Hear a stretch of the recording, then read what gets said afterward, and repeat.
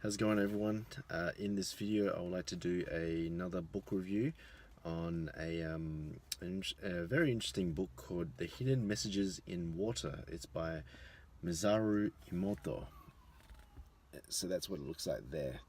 And this is a bit of a departure from the usual books that I tend to review. So this one is quite interesting. I came across this book several years ago, and I was just really blown away with what you call like the concepts and the idea behind this book. So in a nutshell, a Japanese researcher named Masaru Emoto, what he did was he froze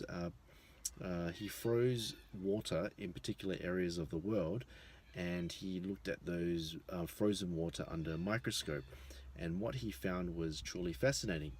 And and then he went on and he did more experiments. So the key takeaway is that when he froze some of the water in these certain areas of the world, some of them would show these really beautiful crystal formations, but there will be other areas or other sites that he would freeze, and he would look at these frozen water under a microscope, and it'll just be like there will be no structure. It will just look murky or look disgusting. So then he went on and he went on to experiment this a bit more further. He thought to himself, why is it that this area here is producing this type of crystal formation versus the other one over there? There really is no, there isn't a particular difference between the two. So then he came up with the idea, perhaps it's actually the vibration that we give off on that particular water. It could be the words that we use, the emotions that we have. So then what he did was he separated the water into different jars. This is like, now we're going back to where he lives. He got water, he separated them into different jars, and he pasted different types of words on each of those jars. So he'll have a jar called love, he will have a jar called hate, and then he'll leave it there for a few days, and then he'll take the water and he'll freeze the water. He'll look at it under a microscope, and he'll find the ones that had the positive messages would form these very beautiful crystal formations as you see there, and the ones that had the negative words and the emotions behind it, it will be destroyed. So I'll give you an example of what he means there. So as you can see there, so Masaru, what he's done is, as you can see there, the word thank you is formed those beautiful crystal formations. So that's thank you in the different languages. I think it's in French and German, and as you can see there, by using the word thank you, it shows a beautiful crystal formation. And if you think about it, we're made up of mostly water, right? So if we're made up of water and we're constantly sending love to other people, then it does these type of things to our bodies. But if we're sending out hate and aggression and everything, then we're sending out these negative vibrations to everyone, and therefore this will impact ourselves in the water. So it's something to think about, actually. So to give you an example of negative words on water, this is what it looks like. So the word Satan, as you can see, the water is completely destroyed. It doesn't look clean at all, and basically there is no crystal formation. It's very murky. It's all distorted and everything. So that's the word Satan there, and it's very interesting, isn't it, when you think about it. The next one up is, if we have a look at these ones, we got another one called you fool. So if you say you fool, it's once again, it has a negative effect on water. If you use the word you fool in different types of languages, you can see that it affects the water there. So there's no crystal formation. It's completely murky and disgusting.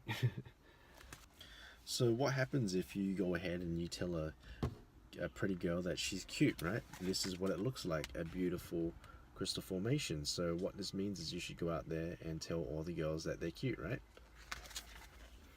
The word wisdom is also gives off a very nice crystal formation as well. It's a very positive type of word, wisdom. Look at that. The water is really a message on like the face of a particular item or word or entity. So if you want to find out what does the face of a particular thing looks like, then you just use it on the particular water. So what would the face of the cosmos look like? Well, this is what it looks like. It's still crystals. So the cosmos is beautiful. Even if you say it in Japanese and English, it's still the same thing. He also tried playing music as well. So he played different types of music, played classical.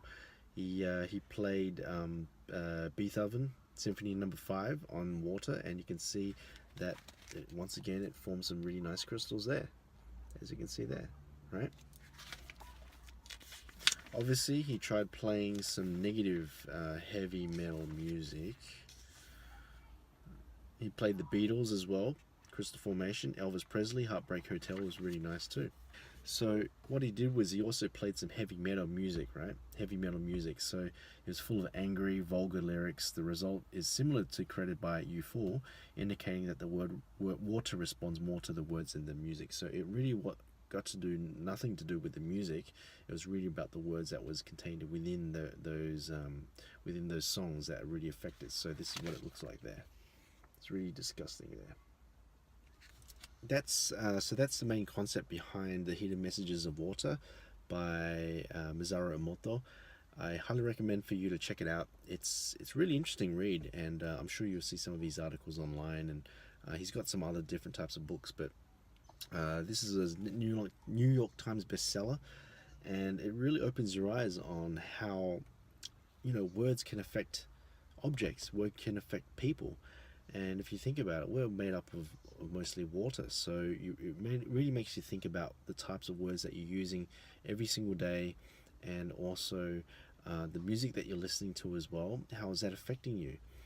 And it makes me think as well. And since reading this book, I've been doing lots of things for myself as well. So whenever I go to sleep, I always listen to these Tibetan bells, these singing bowls that sound along like a babbling brook. So it's a really nice babbling brook where you get the sounds of the river, and you can just hear these Zen monks just using these singing bowls, and it's really relaxing and just calms my brain down. So since going through this book, I've just been really enlightened by Masaru Emoto's research, and yeah, it's really interesting. Go check it out. It's called The Hidden Messages of Water, and yeah, have fun. Take care, guys, and stay strong and be relentless.